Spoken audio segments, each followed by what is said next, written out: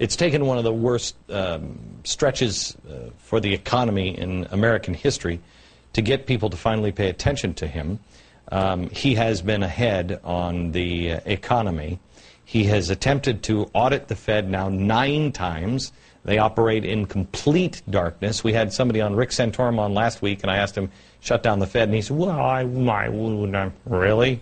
Shut them down. They have no idea what they're doing. It kind of makes you look at things and wondering why we're into regulation about absolutely everything except the Fed. Not that I want to regulate the Fed, I want to get rid of them, but that's a different story.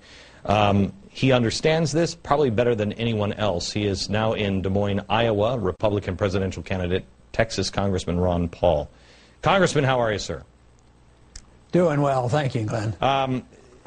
I've said that this today is going to end in one of 4 ways, and the one way that it could end is with renewed prosperity, but it would go through austerity. We would have to make the cuts.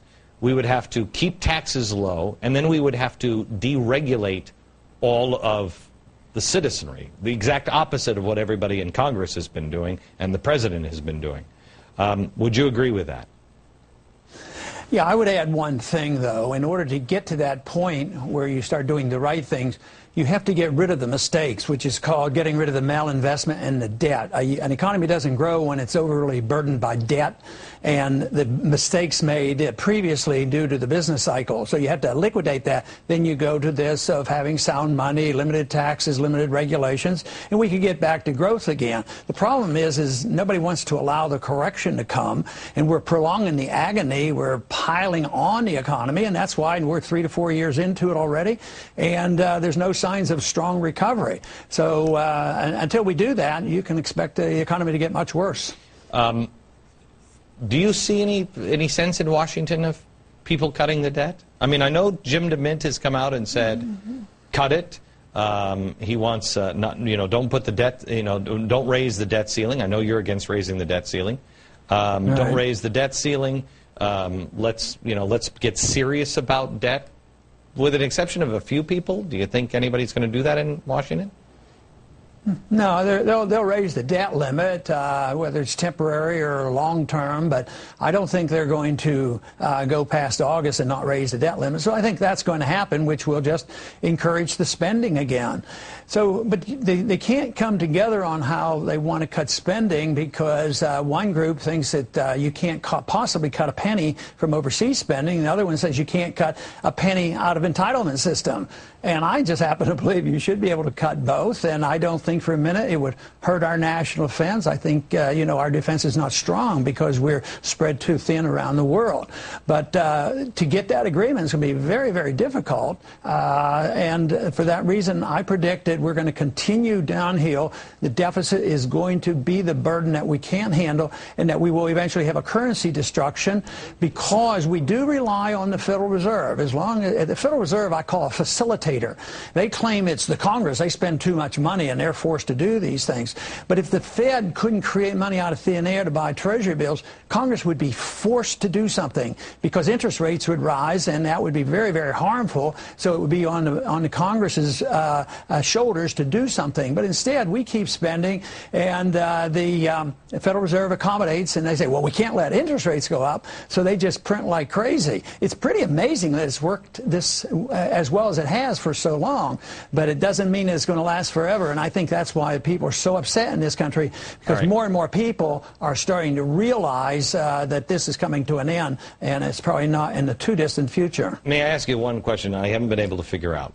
I think the Ford Foundation and the Ford Foundation and the Rockefeller Foundation have done more damage to this country than I think a lot of people combined. The money that they had at the time that they just poured into all of these things came from a system of no income tax where the rich were getting richer. Vanderbilt was the same way. They did a lot of great things, and there were people like Carnegie who was absolutely fantastic. Without a virtuous and moral people, which our founders said we had to be or the system wouldn't work, without a virtuous and moral people and no regulation, is there any way to stop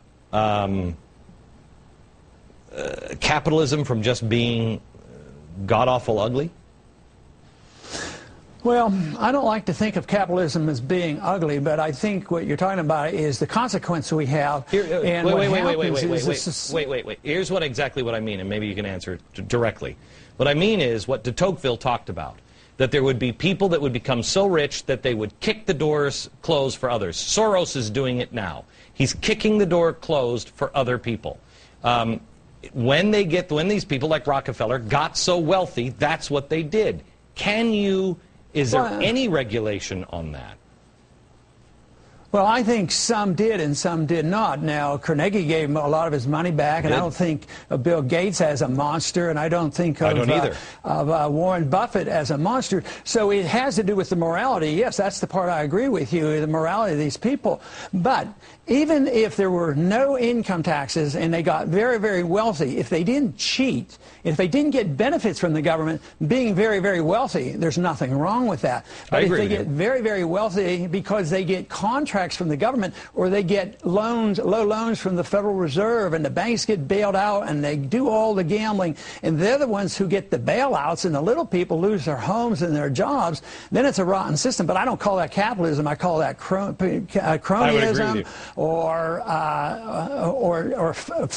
lending itself toward fascism. So that to me is a lot different than free market capitalism. I like to use the word free markets because capitalism, people get a little bit confused on that and think it is, some people have painted it as a very bad term. So I want free markets. I don't want the government giving any favors. Under those conditions, the consumer becomes the dominant force. They determine everything, what the prices should be, what the wages should be, and what the products should be, and who survives and who doesn't, not the government. Okay, real quick, because I've only got 30 seconds. Where do you stand on Israel, sir? Well, I stand with Israel like I stand with all countries. I think we should be friends with all countries. I think that we should always aim to have everybody as our best friend, like we have Canada. We trade with them. We travel back and forth. We don't give them money. We don't promise them anything, and we do quite well. So I think that if you teach countries to be dependent on us, that they become dependent economically or even militarily, it does them harm. Because why worry about Israel right now because of what's happened in the Middle East and us going bankrupt?